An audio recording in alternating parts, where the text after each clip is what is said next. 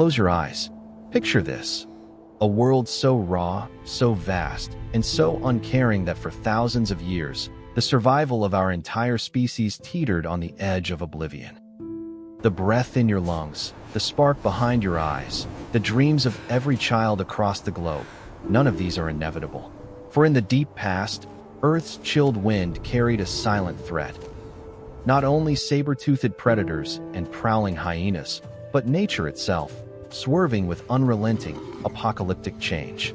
Imagine all humanity reduced to a scattering of souls, barely more than the crowd at a school football game, struggling to hold out against advancing glaciers, a withering landscape, and hungry eyes lurking in the shadows. No armies, no cities, only small, desperate bands learning, through fear, hunger, ingenuity, and loss, how to survive each onslaught. Every living human is the echo of that unthinkable era, a walking testament to luck, resilience, and the smallest twists of fate. This is not a story of easy victory, but of near defeat, a harrowing journey through extinction's narrowest gate. Welcome to the story of how a mere 2,000 humans saved all of us from becoming a forgotten footnote in the world's fossil archives.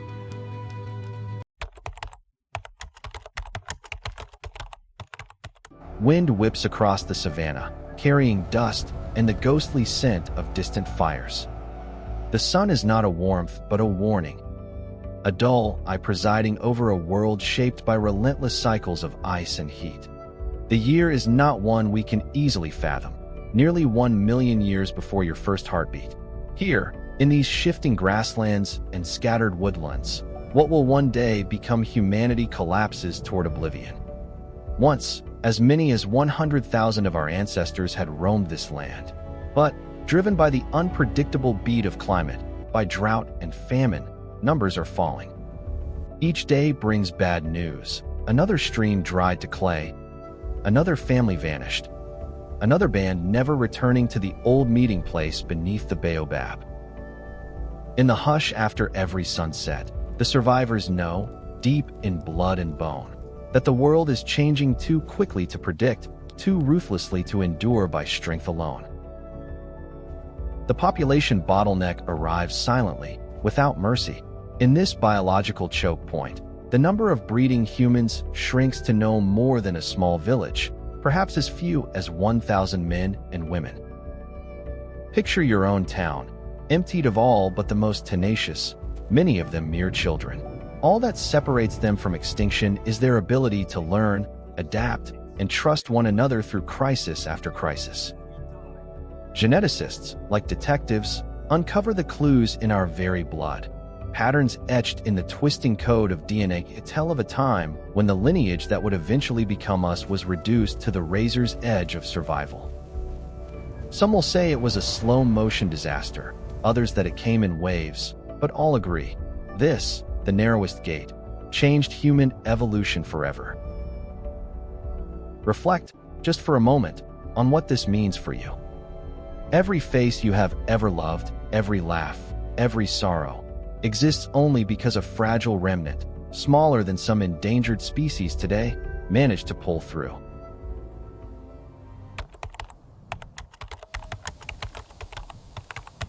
Beneath our shoes, ancient footprints remain, driven deep into mud by a relentless parade of desperation and hope.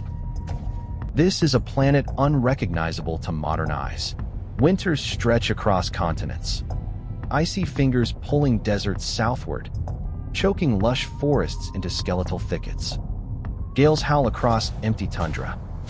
Rivers dry, then rage, then disappear. The Pleistocene world is a kaleidoscope of violence and loss. With each mile that the glaciers claim, habitats shrink. Giant sloths, mastodons, and ancient horses vanish or flee. Hominins, our ancestors, are not alone. Around every bend, they must dodge the kings of the meat-eaters, saber-tooths whose teeth curve like ivory swords, hyenas as massive as grizzly bears, and prides of lions larger and more ferocious than those stalking today's Serengeti. Every morning is a gamble. Waterholes that gave life for generations turn to dust. Entire forests die, replaced by grasslands that support fewer and fewer antelope. Prey animals, once abundant, become as rare and prized as gold. Desperation breeds perilous ambition. Human bands are forced to hunt the same animals as their biggest rivals, or risk starvation. Each hunt is heavy with risk. For every meal, the possibility of becoming a meal is very real. To modern humans, these ancestors would look both familiar and profoundly alien. Their hands worked chipped stone, shaping tools sharper than the edge of any feline claw. Fires flicker at night, the only beacon in a darkness ruled by creatures far more suited to killing. Compared to a modern lion pride or chimpanzee troop, these bands are tiny, barely large enough to defend themselves, always one accident or lost child away from disaster. As a storm of extinction sweeps through the animal kingdom, even knowledge itself becomes traitorous. Old maps of the land, carried in elder memories, lie. The rivers shift. The game moves. No drought is like the last, and every survivor must gamble on untested paths. Ours is a world where every other large animal faces its own cliff edge. Many tumble over. Hominins, for now, find only the slimmest ledge, clinging by adaptability, obsession, and an ever-growing need to outthink everything else that walks or prowls. Nature, here, does not play favorites. Survival is a zero-sum game. Even a single, small core of survivors is no guarantee. History is stuffed with those who vanished, leaving only silence in their wake.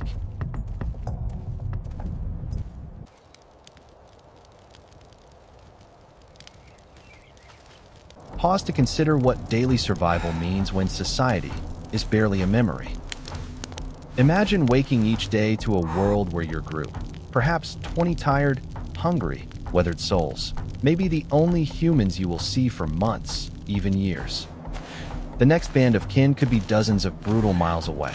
The sense of isolation is overwhelming, a loneliness that modern humans rarely, if ever, experience. It is a dance of cooperation and necessity. Every child, every old woman, is precious.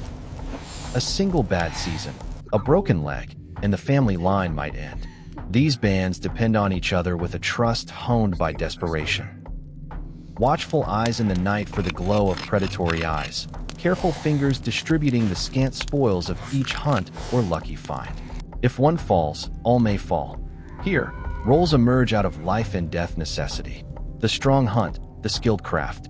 Children listen, sponge-like, to every tale of which creek hides water, which berries heal, and which kill. Elders become libraries, each wrinkle a page in a manual for survival. These are lessons written in bodies as much as in memory. Genetic consequences ripple through the generations. In a population so small, a single illness or a failed hunt can cut genetic branches like wind-snapping saplings.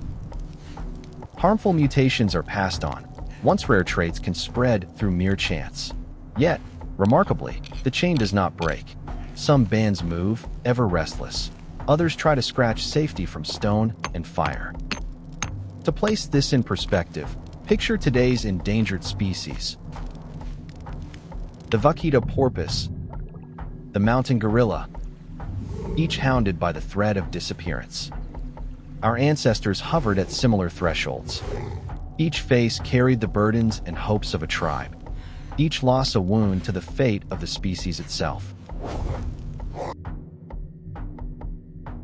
Yet, in this crucible of fear, something beyond pure muscle or speed begins to tip the scale. Outmatched in fang and claw, human beings adapt not with brawn, but with the endlessly malleable force of intellect. Watch as hands, grimy with dust and sweat, transform river pebbles into knives sharp enough to butcher a carcass or slice a hide.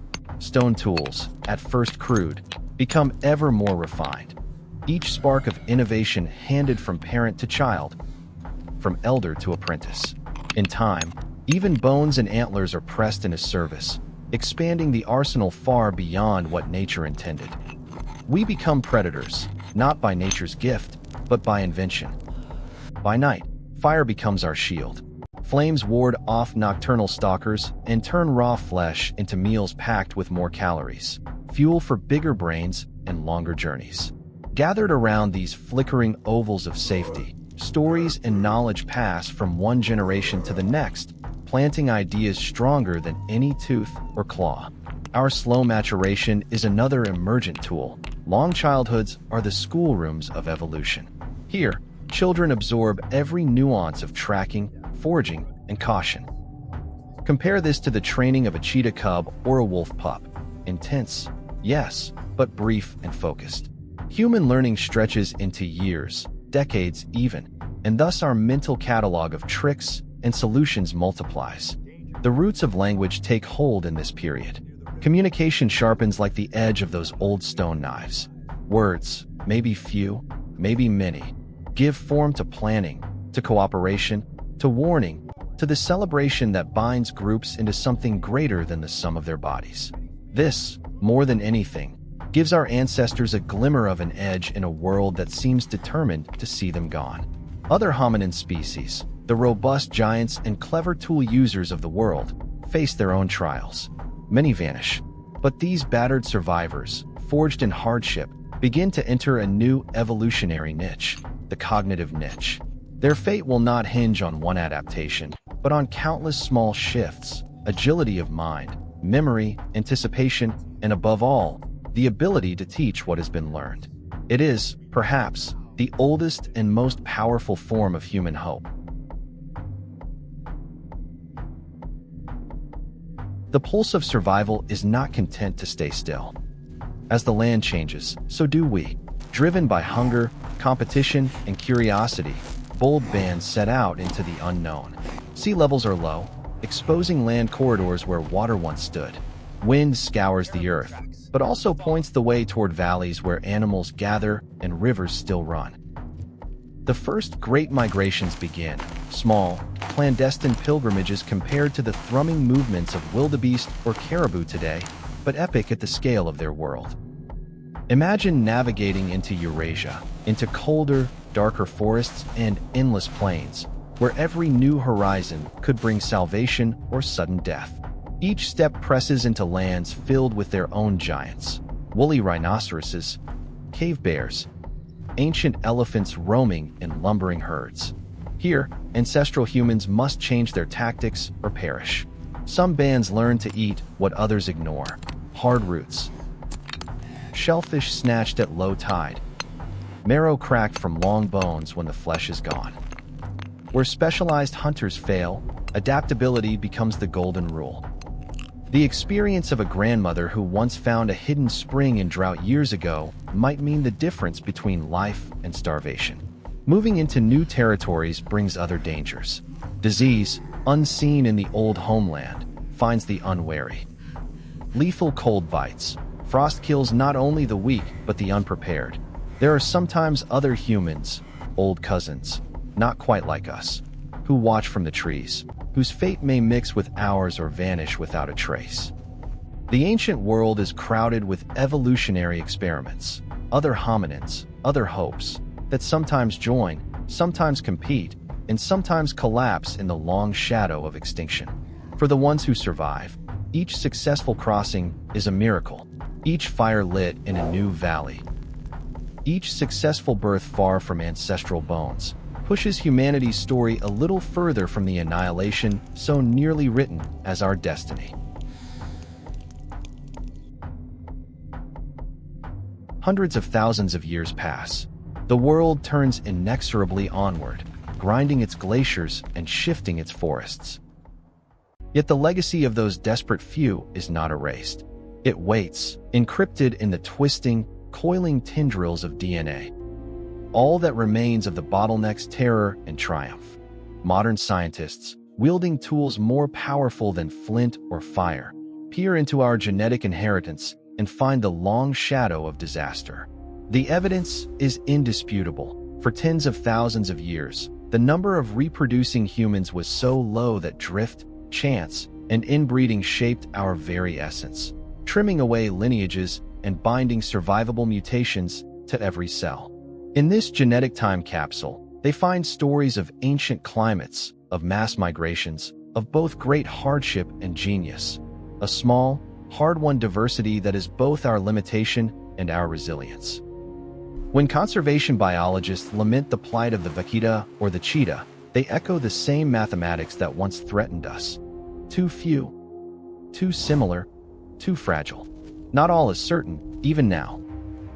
Some experts argue that the bottleneck was not one single sharp drop, but a long succession of tight squeezes, echoing the world's pulse of ice and drought. Gaps in the African fossil record, sudden new sites on Eurasian steppes, all point toward repeated crises and rebounds.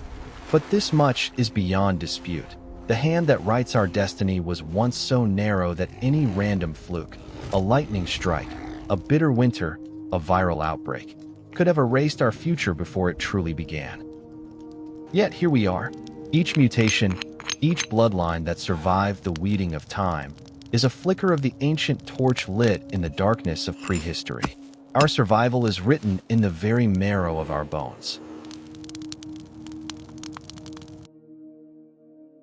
10,000 generations later, the world is transformed.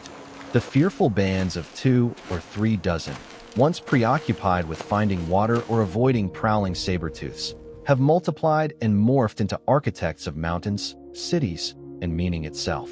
Humanity is a force of nature, billions strong, transforming continents with dam and plow, fire and steel. Yet, behind this dizzying expansion is the silent memory of near annihilation. The line between survival and oblivion remains as thin as grass. We look at today's species, rhinos, silverback gorillas, the wisps of rare birds, clinging to life in numbers not so different from those that once defined our entire species. Every conservation struggle, every debate about extinction, is haunted by the knowledge that, not so long ago, the fate of the world's future billions rested on the choices of a few. Our rise has triggered a new crisis, a sixth extinction, with species disappearing at a rate unseen since the meteor ended the age of dinosaurs. Nature, again, reconfigures beneath our influence. Forests shrink, ice melts, oceans acidify. But we are no longer passengers. The tools that once carved bone and would now move mountains, sequence genomes, and even rewrite laws of inheritance. The same intellect that saved us once from annihilation is now the lever that can shape or ruin the future for all life on Earth. Will awe at our fragility breed wisdom? Or will power breed amnesia, as the lessons of the bottleneck fade into arrogance? Here, for a moment, history dangles the possibility of hope. We can learn to wield our strengths with humility, guided by the thin, persistent memory of the near-forgotten bands that brought us here.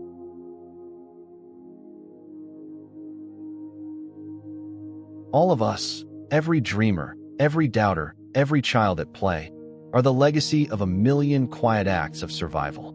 Our history is not a tale of inevitable triumph, but of hair's-breadth escapes, stubborn hope, and the willingness to care for the vulnerable, even when fear and hunger pressed in. In every living person pulses the memory of extinction's shadow and the bravery it took to step away from it. Our story is a testament to the strange, saving power of connection, to stand together when it would have been easier to give up, to invent, to trust, to try again and again. The future will throw its own challenges. But if we carry forward the empathy, adaptability, and courage that saved those first fragile bands, then the miracles of our existence may echo far, far into the future. Never forget, you are proof that, sometimes, life can overcome even the most impossible odds.